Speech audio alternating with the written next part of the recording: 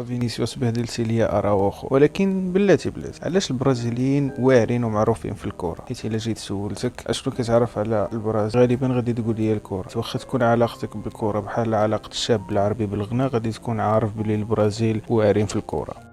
من شحال هادي البرازيل كتخرج لينا لاعبه واعرين بحال رونالدينيو، كاكا، بيلي، رونالدو، زيدو.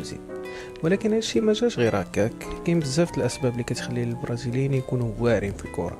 وعارفك في هاد اللحظه غتكون قلتي ببالك الفقر ولا الحاله الماديه ديالو.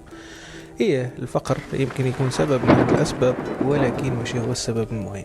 حيت الا جينا نشوفوا اللعابه البرازيليين كاملين تقريبا عندهم الموهبه، السرعه، القدره الكبيره على الدريبل، المراوغه، كل شيء. وهذا الشيء كامل غنشوفوه سبب.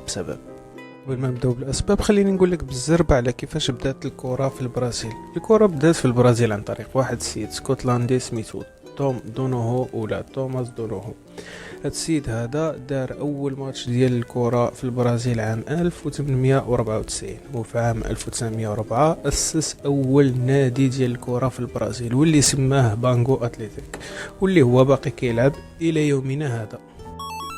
اول سبب، السبب الاول هو اللعب والونطريمون في الرمله ديال البحر، حيث البرازيل فيها 8046 كيلومتر ديال الشواطئ، واللعب في هاد الشواطئ هذه كيعطي للدراري البرازيليين قدره تحمل كبيره وقدره بدنيه كبيره بزاف.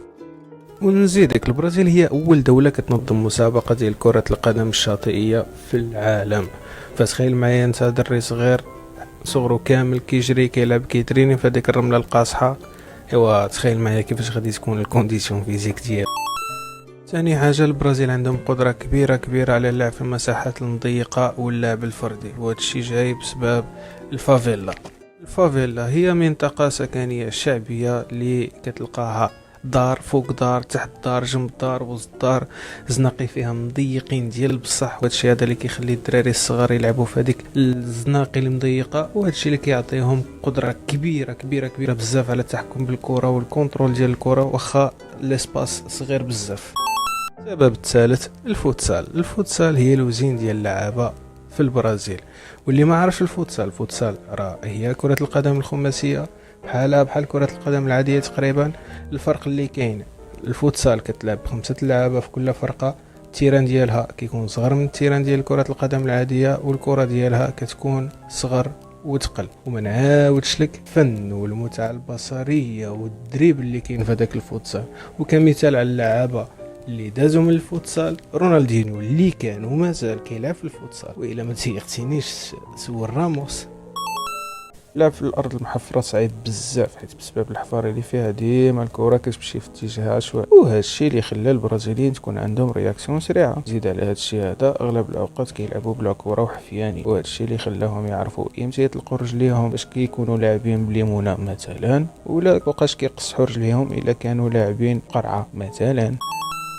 السبب الخامس، رقصة السامبا هي الرقصة الشعبية في البرازيل، كتلقاها في الخطبة، في العرس، في الزرادي، في أي بلاصة. والسامبا كيستعملوا فيها الرجلين بشكل أساسي، وداكشي علاش البرازيليين عندهم قدرة كبيرة في دريبل والفنيات بحال كيشطحوا السامبا. وغا أقرب مثال كيفاش فينيسيوس بهدل أراوخو البارح.